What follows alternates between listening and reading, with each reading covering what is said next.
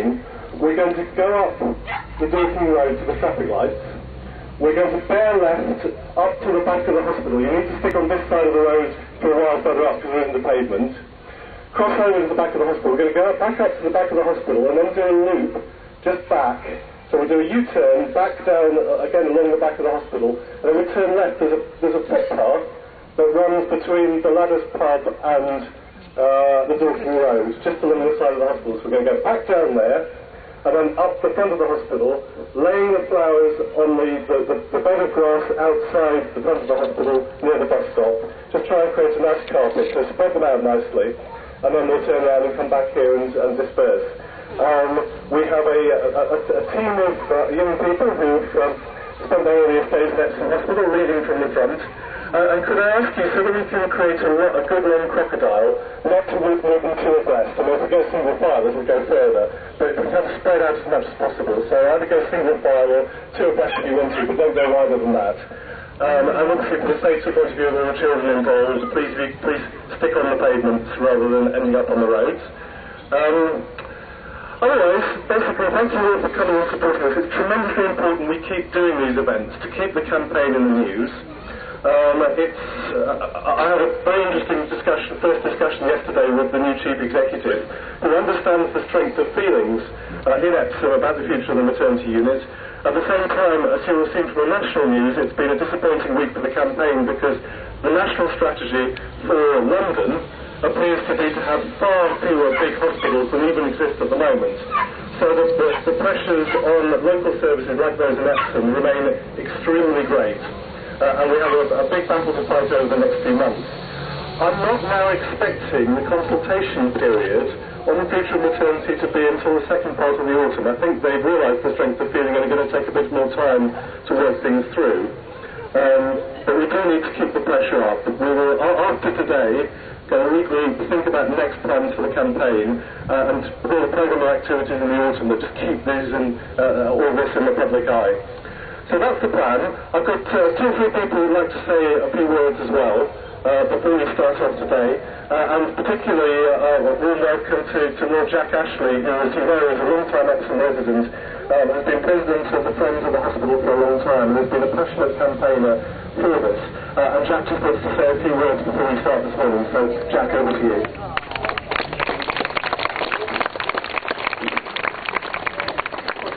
I was so happy to support Chris and this wonderful campaign because it's the best hope of saving the hospital. In fact, I would say it's our only hope. This demonstration is convincing testimony that there is opposition, strong opposition to the proposals. Now, the opposition to the hospital has been growing for quite some time, but I can tell you that more than most people know, it's longer than we think, because I recall meetings with doctors, bullied doctors, a few years ago, and we were discussing the St Hospital then.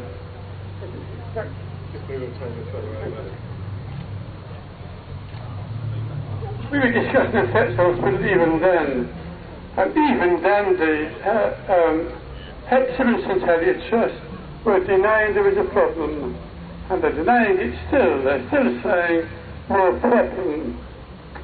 Well, with a very concerned public and £41 million debt, I can't see how they can say no problem.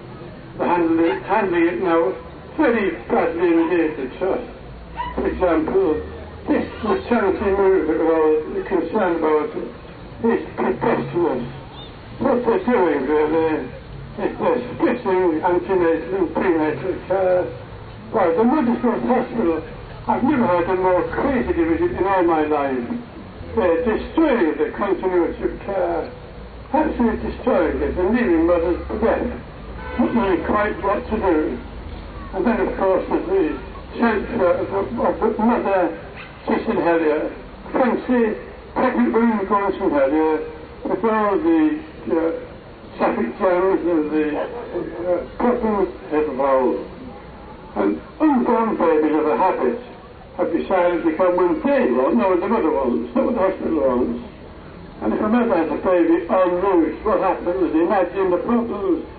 They can't just say, oh, it's fine, the mother has a real problem, and that's what the trust is letting in for. I just can't believe it. I can't believe either that they're shifting the emergency services from Epsom, because the emergency service is something that we rely on very heavily. And what I can't quite understand is the assurance from the trust that there's no problem. They say transferring patients through St Helier is no problem because the paramedics can stabilise the patients. Well, in that case, if it's so easy to stabilise patients, why do we have ambulances racing through the streets? Why do we have all sorts of urgent calls if they can stabilise the patients so easily? If they can stabilise the patients so easily, why don't they simply stroll to the action room to the emergency, have a cup of tea and a sandwich before taking the people to hospital? This is the logic of their proposal, but everyone knows from common sense that if it's an emergency, they must have urgent treatment. That's common sense. It simply can't be denied by any theoretician. So my last word to you is this. This campaign is very encouraging. It's a great campaign. Press on with it and support Chris as best as you can. And if the church wants consultation, and they say they want consultation, there's no problem. Just come and join us. And if you come here to these demonstrations and have consultation and find out that the public of Epsom are very strongly opposed to these ridiculous changes. Thank you very much.